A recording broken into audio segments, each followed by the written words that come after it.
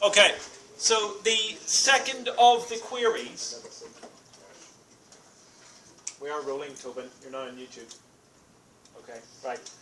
So the second of the videos is to obviously create this query which is going to do some calculations for us based on the ticket sales. Now we know that we're dealing with ticket sales, but we also need some information from event because we need to show the event description.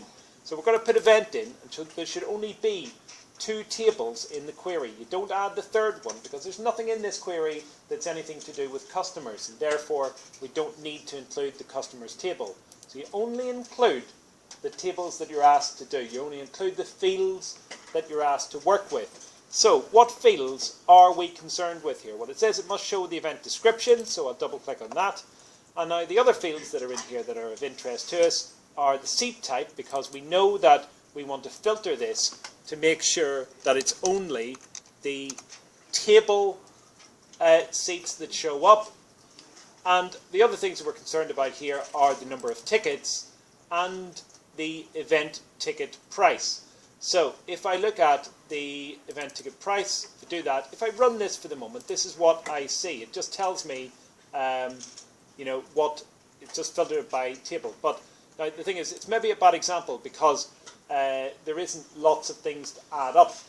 But because we have to add together all the ticket sales for all the shows of the same type, it means that we need to make this a totals query. And if we actually click on totals, the little squishy E thing at the top, and then change the number of tickets to sum, that should add together any occurrences of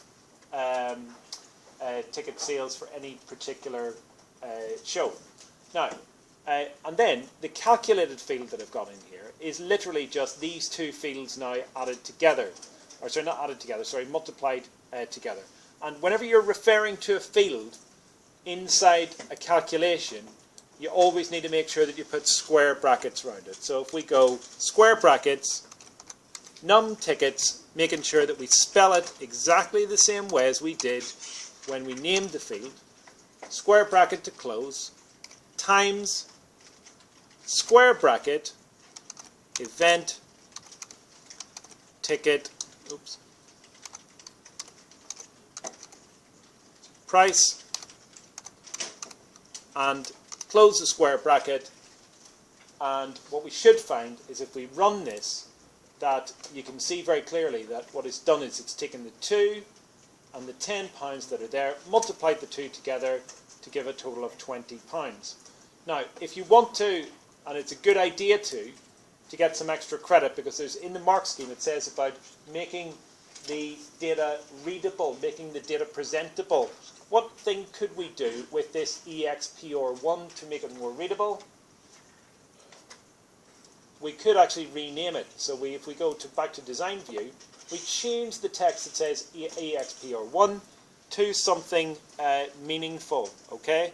And so that basically is, we just call it total income or something like that. So total income, and now that means that when I run it, you'll see that that column is now just called total income rather than actually being called EXPOR1. So that's a calculated query that multiplies the values from this to the values of this to produce a new column, and that's the second query.